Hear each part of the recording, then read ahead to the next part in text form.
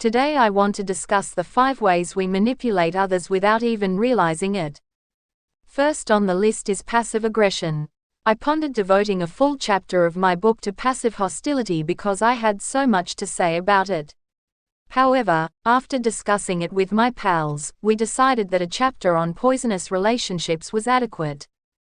Let's be sincere now. Most of us did not grow up in families that valued open, honest communication.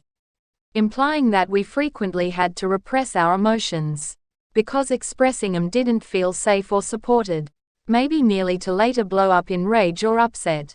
Alternately, perhaps everyone in our family yells constantly. In either case, any disagreements were discussed in a calm and concise manner. It typically indicates that neither a resolution nor an understanding took place. And because of all of this dysfunctional and indirect communication, we are left unsure of how to apply it to our own lives. Understand what I mean? Like, we never witnessed constructive communication, therefore we never learned how to do it ourselves. As a result, we often fall into the same patterns as our family until we make an effort to change them. Like we chose to yell about everything, or we decide to keep stuffing it down. Let's introduce passive hostility. When we are unable to express our demands or desires, we can find really creative methods to meet them in other ways. Let's imagine, for instance, that I am too exhausted to accompany Sean to that business function. And I'll be honest, I'm not into it. So, if I don't know how to tell him that straight away, I can hesitate, cause us to be late, or fail to pick up the dry cleaning as promised. Or indeed any other subterfuge to prevent the job event from occurring. Or at the least, make him regret sending me. Now, using passive aggressiveness to get what we desire never works. If you're sitting there believing that you're winning, obtaining what you want, or whatever else by doing that, you are totally wrong. Yes, you might have succeeded this particular time. However, the decline in loyalty and honesty in your relationships is, very simply, not worth it. Therefore, try telling them directly instead of attempting to persuade them into doing what you actually want. Yes, I am aware that it is uncomfortable. We become anxious because we are unsure of what to do or even how to phrase it perfectly. Just let them know that, though. Moreover, that you're merely doing your best. It will feel so much better, I assure you. The art of persuasion comes in at number 2. And at this point, we simply recommend that they do something rather than asking them if they want it or, more significantly, if it's what we want.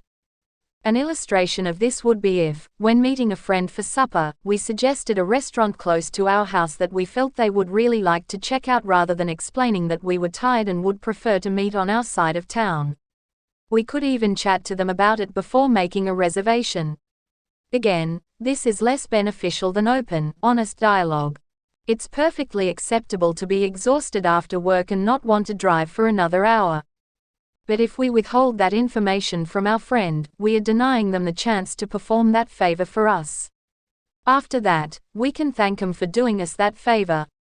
Which, I realize, can sound really trivial and unimportant. However, there are occasions when we don't get to say thank you for forcing someone else to bend to our will.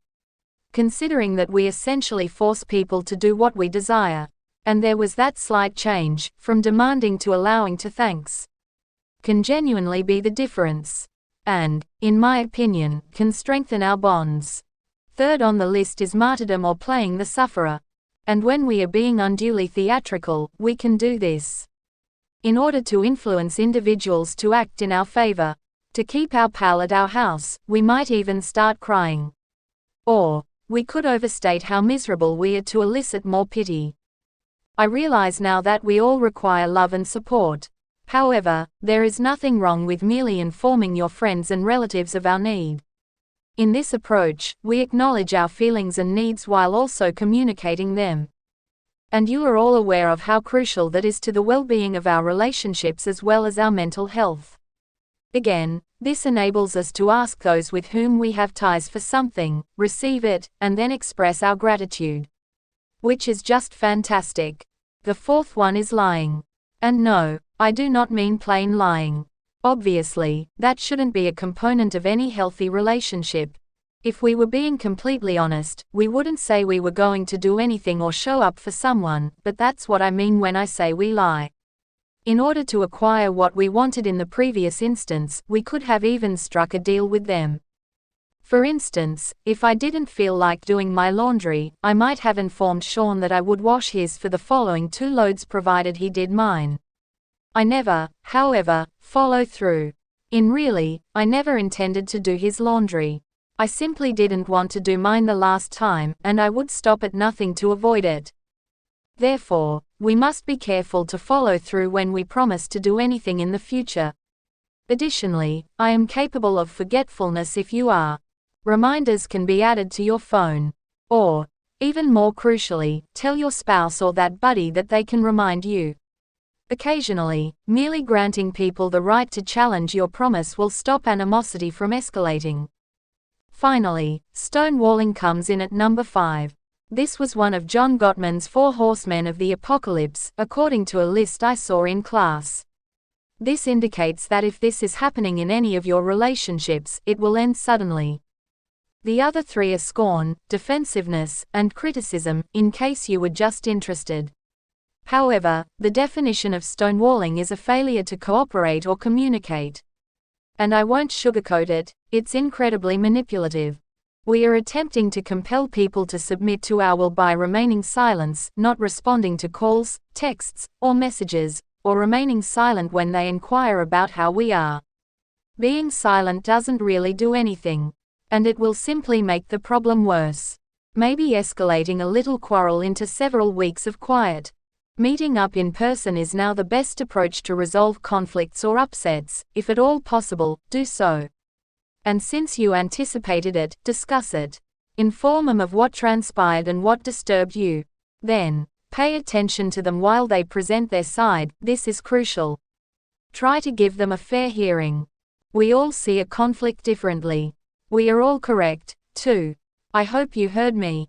We all have distinctive opinions or points of dispute, and we are all right. So pay attention, and apologize when necessary. And ideally they'll follow suit. If they continue to yell and accuse and refuse to accept responsibility for their part in it, then you are aware of how constrained that relationship must be. You have the option to put an end to it or at the very least, keep as far away from them as you can. I realize that this video was somewhat harsh. However, we're all guilty of committing these sins. I put up a wall constantly while I was an adolescent. I dominated the silent treatment.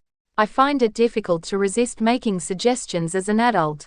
However, being conscious of the ones you engage in most is the first step to improving your relationships with friends, partners, and family members. Then, all that is left for us to do is to make every effort to express what it is that we want or need. And have faith that they will do admirably. I also need to point out that relationships include both giving and receiving. Additionally, it is unhealthy if we constantly expect favors from the people in our lives without ever doing the same for them. I appreciate your attention, and I'll see you again soon.